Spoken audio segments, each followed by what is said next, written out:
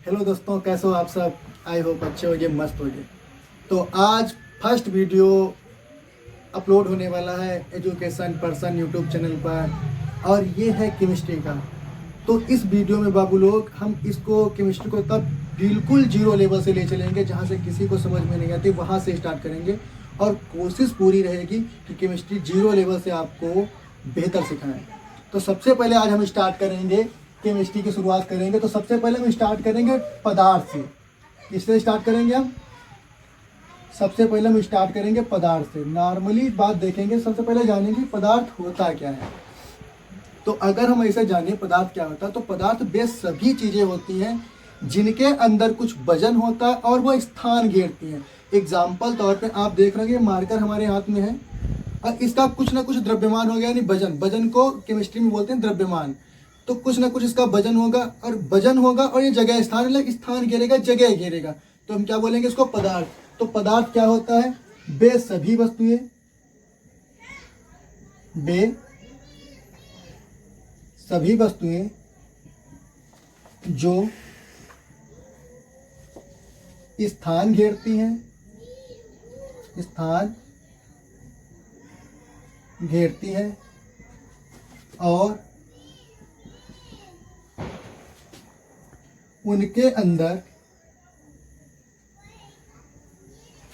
कुछ द्रव्यमान होता है, द्रव्यमान होता है, पदार्थ कहलाती हैं, पदार्थ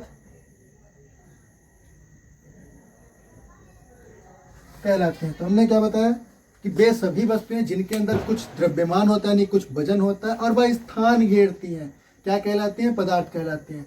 तो ये तो हम जान गए। अब हम जानेंगे कि पदार्थ जो होता है, पदार्थ की अवस्था कितनी होती है। तो नॉर्मली सी बात देखेंगे, ये तो आप समझ गए होंगे। पदार्थ जो होता है, पदार्थ की दो अवस्थाएं होती हैं। कितनी अवस्थाएं होती हैं, दो। पदार्थ की दो अवस्थाएं होती हैं। कौन कौन सी, एक होती है भौतिक अवस्था और एक होती है रासायनिक अवस्था। एक होती है भौतिक अवस्था, एक होती है रासायनिक अवस्था।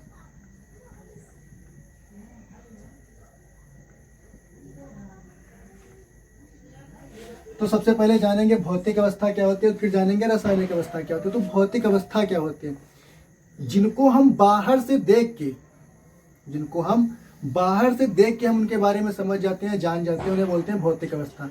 दूसरा तरीका और आपको बता दें कि भौतिक अवस्थाएं क्या होती हैं। भौतिक अवस्था जैसे मान लो एग्जाम्पल पर नॉर्मली बात आपने पढ़ा होगा, ठोस, नंबर एक ठोस, द्रव, गैस।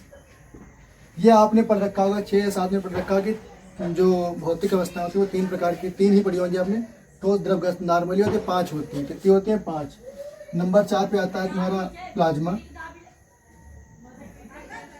और 5वें पे आता है बीसी, यानी बीसी का मतलब होता है बोस आइंस्टीन कंडेंसेट। ये कौन सी अवस्था होती है, प्लाज्मा जो होता है, जब हम किसी चीज़ को गर्म करते हैं, ठोस को हम गर्म करेंगे, किसमें कन्वर्ट होगा, द्रव में। द्रव को कन्वर्ट करेंगे, गर्म करेंगे गैस में, और उसको और ज़्यादा हद से किसी चीज़ को, मतलब लोहा है जैसे, किसी चीज़ को बहुत ज़्यादा हद से ज़्यादा गर्म करते हैं तो वो कन्वर्ट हो जाता है प्लाज्मा अवस्था में। किसी चीज़ को हद से ज़्यादा गर्म करना यानी कि प्लाज्मा अवस्था।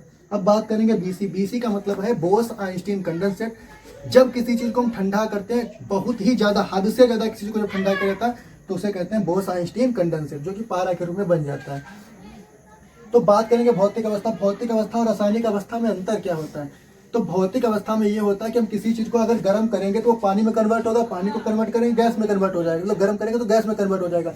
और इसको हम गैस को चाहे तो फिर से अगर ठंडा करके हम उसको द्रव बना सकते हैं, द्रव से उसको फिर से हम बर्फ बना सकते हैं। तो कहने का मतलब ये दोनों चीज़ें क्या होती हैं, दोनों तरफ से। कहने का मतलब हम गर्म करेंगे तो पानी में कन्वर्ट होगा, पानी को फिर से ठोस बना सकते हैं, यानी कि क्या कर सकते हैं, दोनों को दोबारा से फिर से पानी से बर्फ और बर्फ से पानी बना सकते हैं। पर यह क्रिया रासायनिक अवस्था में नहीं होती है। तो रासायनिक अवस्था की बात कर ली जाए तो 5 आप समझ गए होंगे। अब बात करते हैं रासायनिक अवस्था की। तो रासायनिक अवस्था में क्या होता है, रासायनिक अवस्था को 3 भागों में बांटा गया है। नंबर 1 आता है तत्व।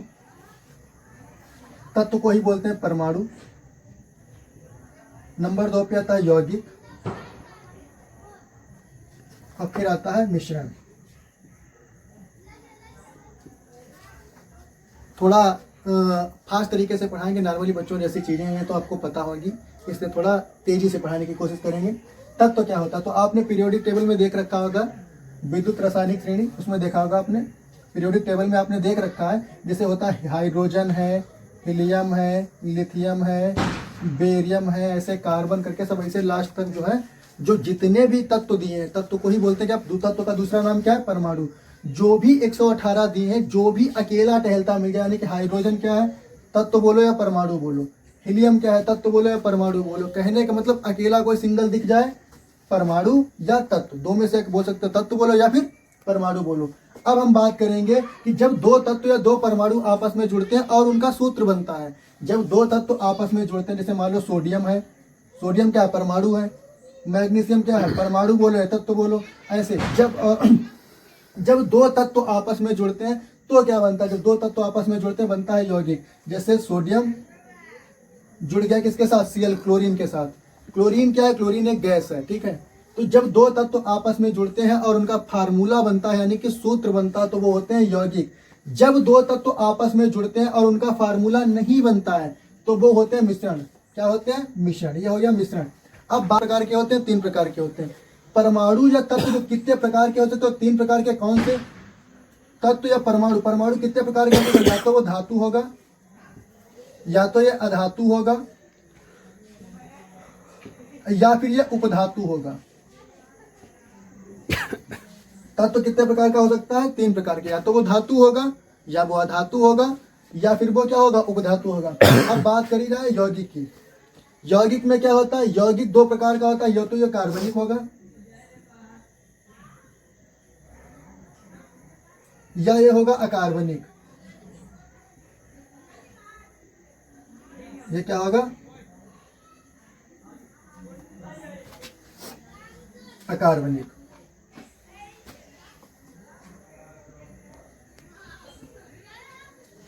कार्बनिक को इंग्लिश में बोलते हैं ऑर्गेनिक और अकार्बनिक को बोलते हैं इनऑर्गेनिक। अब बात करेंगे तुम्हारे मिश्रण की, तो मिश्रण कितने प्रकार का हो सकता है, तो मिश्रण भी 2 प्रकार का हो सकता है, या तो वो होगा समांगी, या ये होगा विषमांगी। मिश्रण कितने प्रकार का होगा, 2 प्रकार का, तो समांगी होगा या विषमांगी। इतना क्लियर। अब इसके आगे आपको नेक्स्ट वीडियो में बताएंगे। धन्यवाद।